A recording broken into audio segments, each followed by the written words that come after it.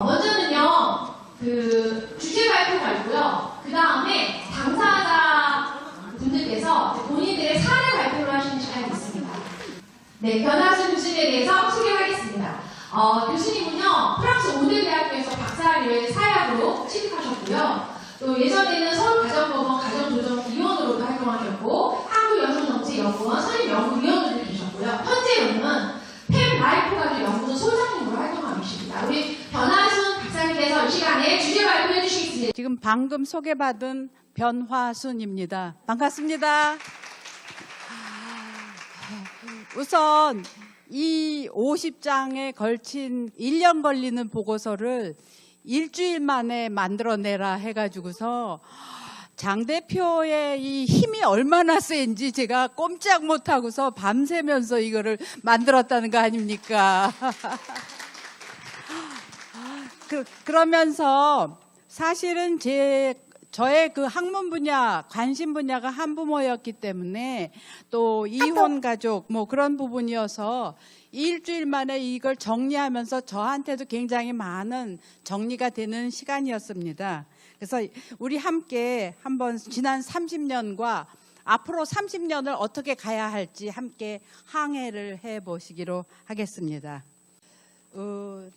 우선 첫 페이지의 목차를 볼 것 같으면 우선 여성 한부모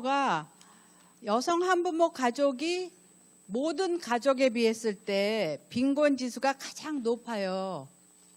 이건 무엇이냐 하면은 벌기도 하고 그다음에 아이도 키우고 그렇게 되려니까 여러 가지로 이제 빈곤 지수가 높은데 그 중에서도 양부모의 일하는 여성이나 아니면은 남성 한부모에 비해서도 이 빈곤 지수가 굉장히 높다는 것입니다. 근데 특히 이번에 코로나19 때문에 여성 한부모 가족이 일가족 양립에 있어서 얼마나 어려운지도 이번 조사에서 나왔었는데요. 그렇게 됐을 때 여성 한부모는 우리가 평평한 거를 영도라고 친다면은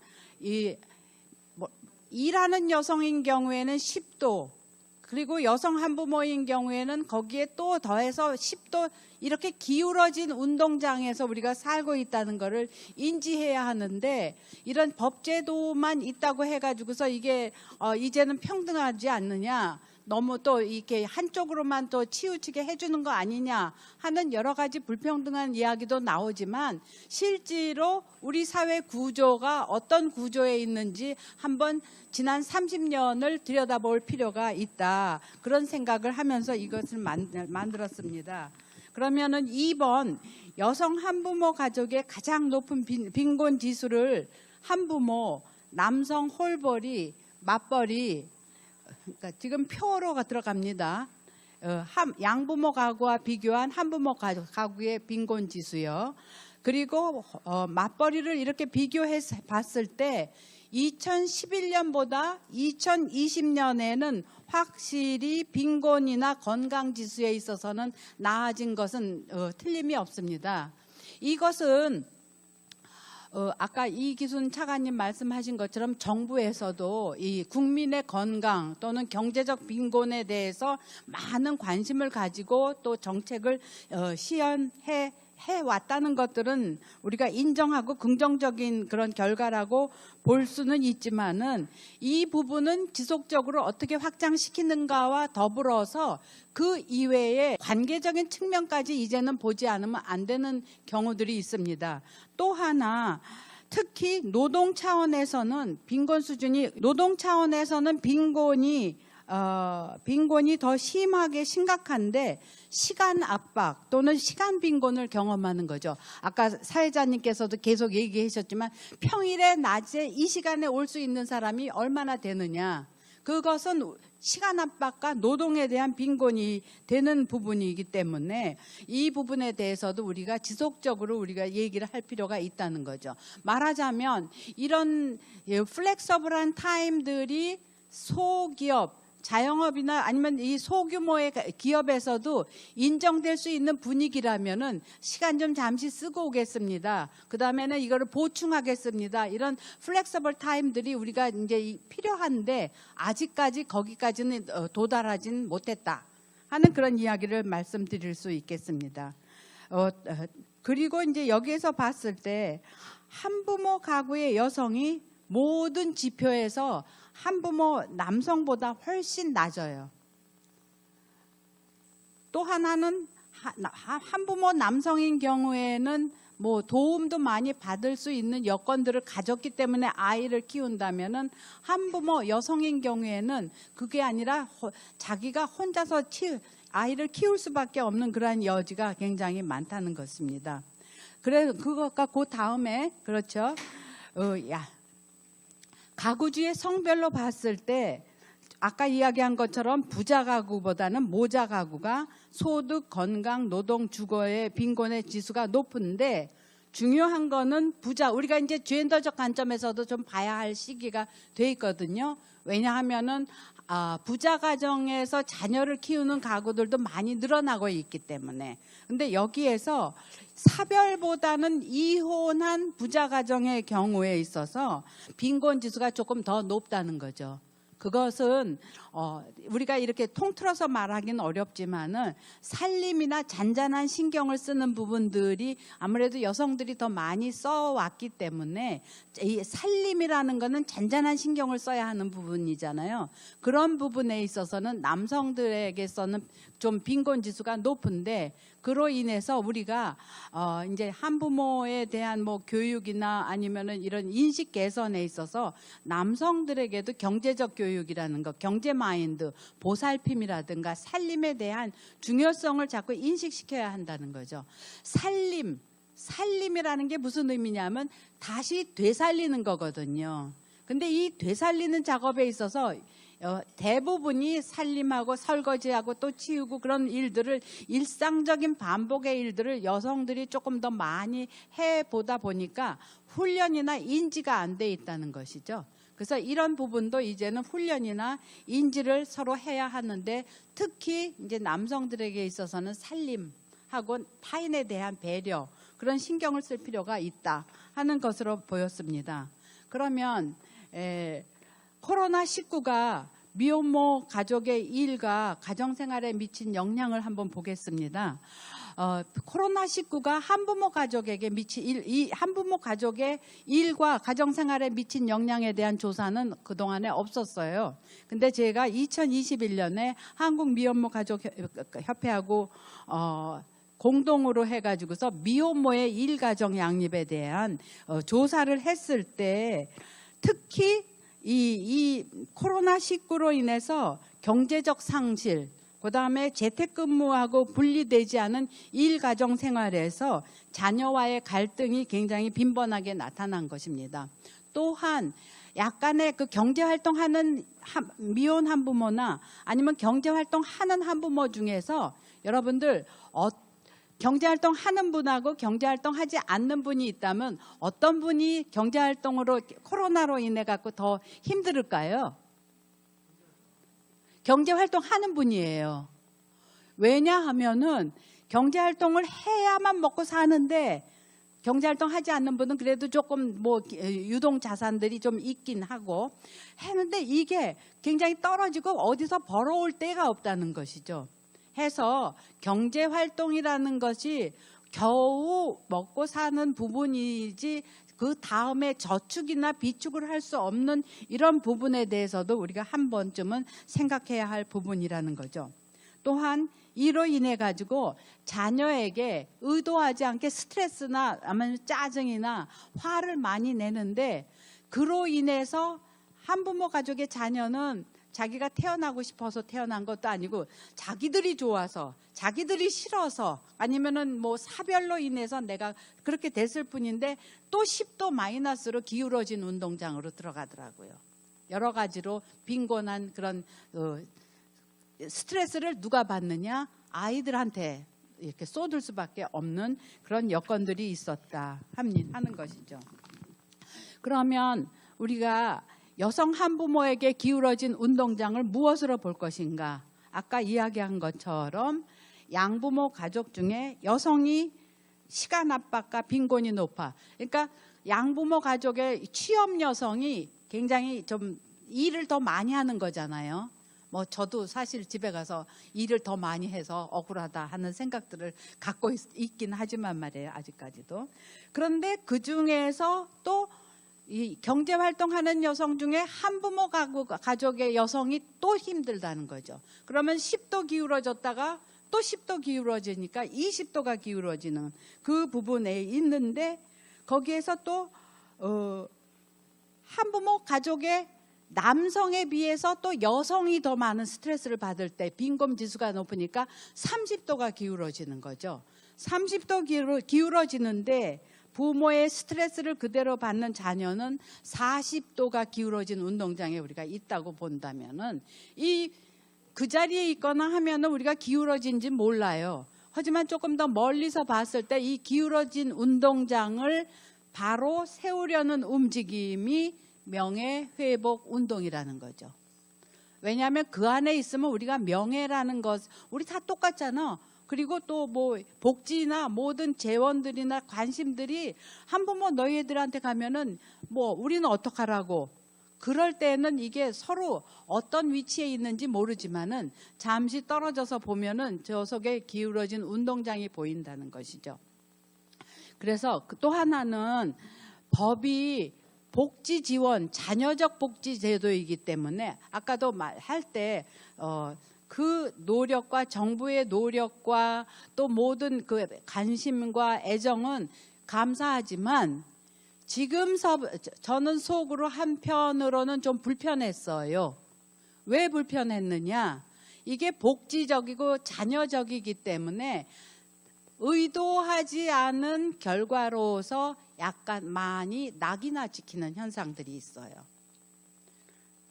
그 낙이나 찍히는 그 안에서도 같은 한부모 안에서도 또 이런 낙이나가 싫고 지원받는 거 싫으면 나는 한부모가 아니야.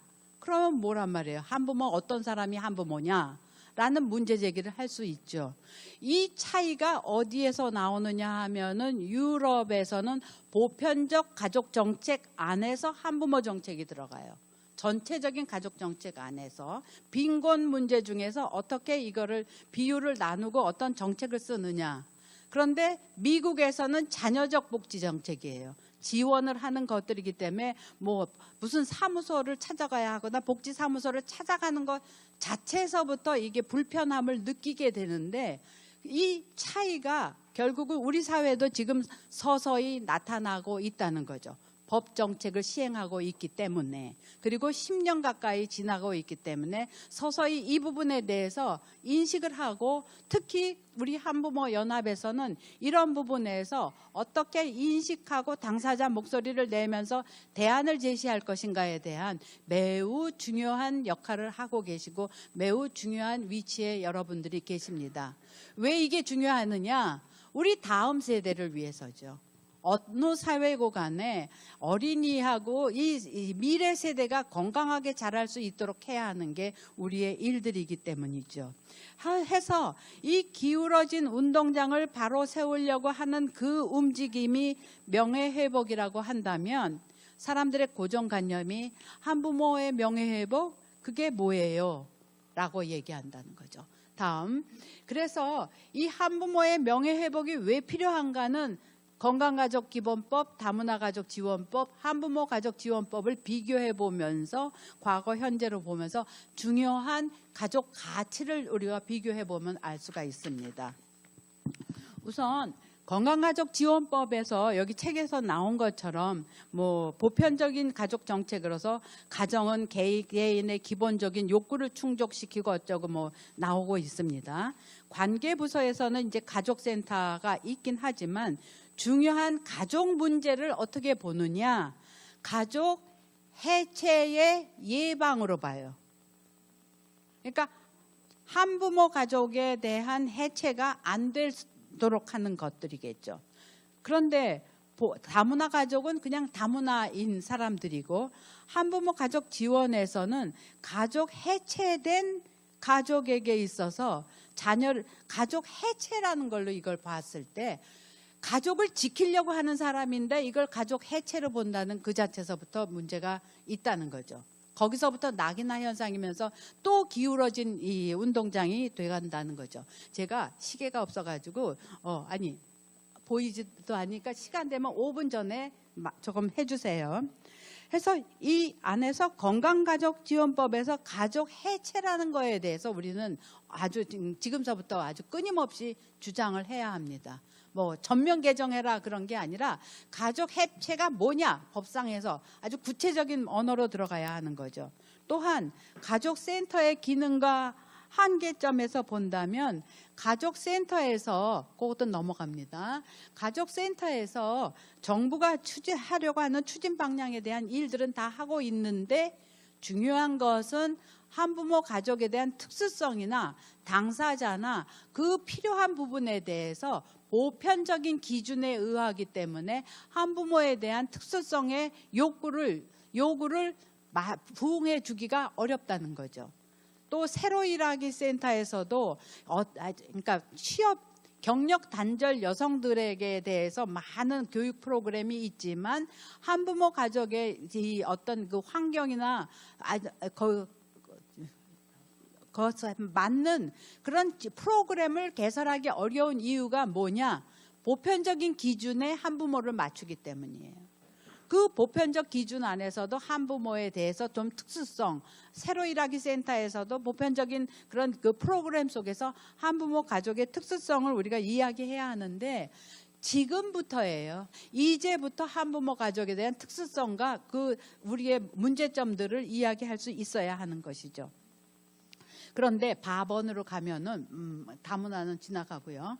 밥원의 다른 그 건강가족지원법이나 다문화가족지원법에서는 보편적인 대상들이에요. 다문화인이면 되고 어쩌고 그렇게 되는데 한부모는 가나다라 마의 조항 중에서 여성가족부령으로 준하는 자예요.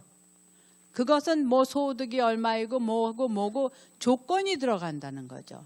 이게 이제 그 자녀적인 복지 정책인데 제가 참고로 하고 있는 프랑스 같은 경우는 빈곤 가구 중에서 한부모 가족일 때 이 인구 그러니까 코션이라 그랬는데 할당으로 점수를 몇 점으로 주느냐 하면서 그걸로 복지를 계산하거든요. 그러니까 양부모 가족일 때는 어른 둘이니까 두 사람 하나 더하기 하나에 아이가 하나라면 0.5면 2.5로 계산을 하는 것이고 한부모일 때는 어른 한 사람하고 아이가 하나라면 1.5로 계산하면서 1.5가 2.5에 비해서 재정이나 모든 부분에 대한 불이익을 받지 않도록 계산 방법을 달리하는 것이죠.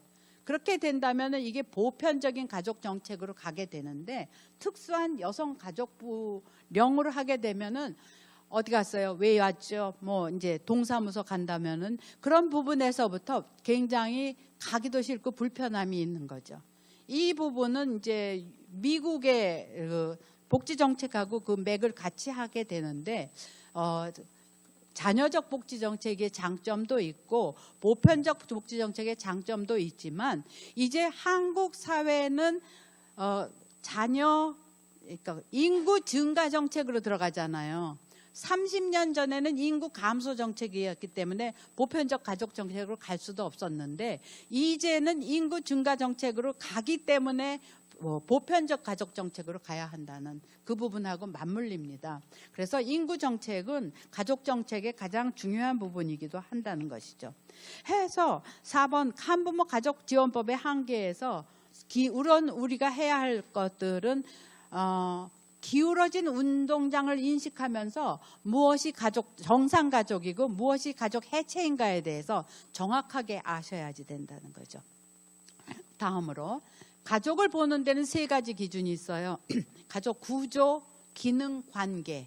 그런데 지금까지 이 해체라고 한다는 건 가족 구조에서 보는 거죠. 양부모 가족, 한부모 가족.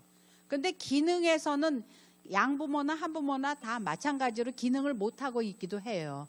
또 기능이라는 거는 뭐냐 하면은 생계 유지와 자녀 출산, 사회, 자녀의 사회한데 요즘은 딩크족도 있고 아이를 안 낳기도 하고 뭐 결혼도 안 하고 있기 때문에 가족 기능도 이제는 예전하고 같이 하는데 관계에 있어서는 오히려 양부모 가족으로 있으면서 가정 폭력이 있는 것하고 한부모로 있으면서 그러니까 당당하게 사는 거하고 관계 속으로 있어서는 누가 더 낫다고 우리가 얘기하기 정말 어려워요. 제가 보는 시점에서는 관계 속에서 한부모로 사는 부분들이 갈등, 싸움 뭐 그런 부분이 더 이상은 안 하기 때문에 어찌 보면 건강하게 살 수 있는 요건들은 더 있다면은 이제는 가족 관계라는 말로 우리가 가족 해체라는 말로 우리가 보기는 좀 어렵다 이거이시죠.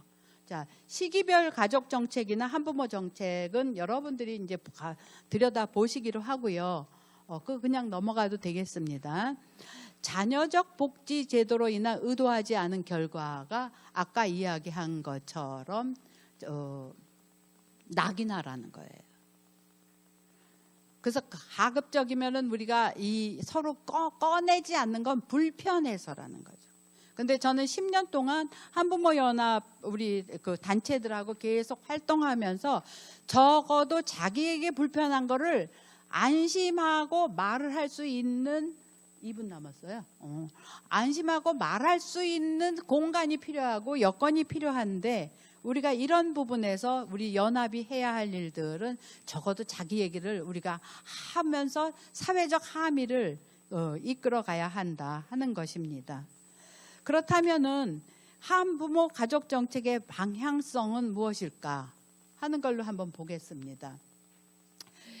아까 얘기한 것처럼 인구 증가 정책하고 함께 간다면은 이제는 한부모 가족에 대한 낙인화가 아니라 다양한 가족 안에서 아이들을 어떻게 키울 것인가 하는 것들입니다. 그리고 아까 얘기한 것처럼 프랑스의 사례가 예전에는 거의 50년 전에는 인구 감소였는데 보편적 가족 정책으로 쭉 지속하고 또 이민자들을 많이 들여오게 됨에 따라서 오히려 이제는 인구 증가의 모범 사례 국가가 된 거죠. 20년 새에 인구가 690만 명이 늘었다는 거죠. 또 하나 이번에 제가 한 며칠 전에 이제 프랑스에 가서 한번 봤는데 이민자들이 많이 있는 지역이 있어요. 동북부. 예전에는 슬럼가였는데 그거를 다 문화지구로 바꿨더라고요. 도서관 뭐 등등등 하면서 사람들이 많이 유입되게 했을 때 인간관계, 정서, 삶의 질을 어떻게 지향할 수 있는 걸까 하는 것들로 본다는 거죠. 아까 이야기한 것처럼 그 다음에는 라번에 본다면 가족 해체에 대한 라번 이제 건강가족기본법에서 가족 해체에 대한 예방에 대해서 우리가 생각하고 이거는 바꿔야 한다, 개정해야 한다 하는 것과 더불어서 마번에 한부모 가족을 위한 가족센터에 대한 기능 조정도 우리는 필요하다고 봅니다. 그런데 다양한 가족을 위한 인식 개선에서 드라마 더 글로리를 제가 사실은 저도 불편해서 안 봤는데 우리 원고를 쓰기 위해서 사흘 밤을 이제 완판을 하면서 그 일부를 그냥 1부터 16까지 다 봤어요. 그러면서 체크하면서요. 여기서 말하는 명예회복이라는 건 무엇일까 했을 때 거기에 나오는 게 한부모 자녀가 있고 그 다음에는 한부모 자녀인데 엄마가 왼수보다 더한 사람 있잖아요. 문동은의 그 어머니가 이게 당신 엄마 맞아? 하잖아요. 그리고 또 한 친구는 엄마가 굉장히 힘들어하면서 있을 때 good, bad, 좋은 엄마, 나쁜 엄마가 그 드라마에만 있는 게 아니고 우리 자신 안에도 우리 삶의 안에도 이 엄마가 좋은 엄마일 수도 있고 나쁜 엄마일 수도 있는 거예요. 정도 차이가 있지만은 이랬을 때 이 세상에 대한 복수를 하고 싶은 욕망을 어떻게 승화시키면서 이것을 보느냐. 그래서 내가 봤을 때 글로리로 될 수도 있고 여기에서 복수로 멈추게 된다면 그냥 불글로리는 묻어가는 게 아닐까 하는 쪽으로 본다면 오늘 저는 제 아는 친구하고 이야기하면서 저의 이제 나의 친구 딸이 저의 그 복수심, 저 사촌 오빠한테 당한 그 성추행을 당한 이 복수심을 정말로 그 사람한테 갚아주고 싶었어요. 그런데 계속 상담을 하고 자기를 들여다보면서 이 복수라는 게 저 사람을 칼로 찌르고 뭐하고 하는 것이 아니라 나 자신을 자꾸 들여다보고 생각하고 저 사람에게 어떤 식으로 내가 쫌쫌하게 그 사람을 대해주는가에 따라서 그 사람 태도가 바뀌더라고요. 라고 이야기합니다. 그래서 어떻게 바뀌었냐 했더니 나도 이러이러한 일이 있었다 하는 걸 은근자로 그 오빠 앞에서 얘기했을 때 그 오빠가 그 과거에 더 이상 과거에 자기를 괴롭히던 거를 더 이상 말을 못하고 있다 하는 것입니다. 해서 여기서 봤을 때 우리가 1분만 해서 우리가 여기서 봤을 때 기울어진 운동장이 50도였던 우리 자녀들에게 본다면은 여기에서 부모가 꼭 친부모만은 아니어도 돼요. 사회적 부모도 됐을 때 good mother, bad mother가 어떻게 될 수 있고 사회적으로 우리는 좋은 이 지지자만 있어도 세상이 달라지는 것을 느껴질 수 있을 때 우리 모두가 또 앞으로 우리 다음 세대를 위해서 할 수 있는 것은 사회적 지지를 하게 된다면은 사회적 조력자 이게 있다면은 자녀의 삶은 달라진다는 거죠. 이 마지막으로 여기에 이 워딩을 하면서 제가 마치겠는데요. 상처받은 아이를 보듬어주는 사회적 부모가 된다는 건 삶의 어느 기간 동안 교사나 부모 중 한 명 사랑하는 이가 거울 반응을 해주나 인정해주면 자녀의 인생은 바뀔 수 있어. 아동은 안정된 자기를 확립하기 위해서 자기 응집성, 향상성, 탄력성을 느낄 수 있도록 도와주는 타자가 필요한데 이 욕구에 반영해 줄 수 있는 자기 대상이 필요해요. 우리는 모두 각자가 그 아동 주위에 있는 분들한테 자기 대상이 되어줄 필요가 있죠. 그리해서 자신에 대한 거울을 자신이 스스로 만들 수 있도록 하는 거죠. 더 글로리라는 건 내가 너를 지킬 수 있는 건 내면이야. 미술관도 가고 먹고 싶은 것도 먹고 하고 싶은 말도 하고 이런 관점에서 우리는 정책과 더불어서 내면적 자기 대상을 키우는 내면적 튼튼함에 대해서 이제는 양자를 생각하고 또 수정하고 서로 든든한 지지가 될 수 있는 그런 앞으로의 그 한부모 가족의 날이 되기를 바랍니다. 제 강의는 이걸로 마치겠습니다. 감사합니다.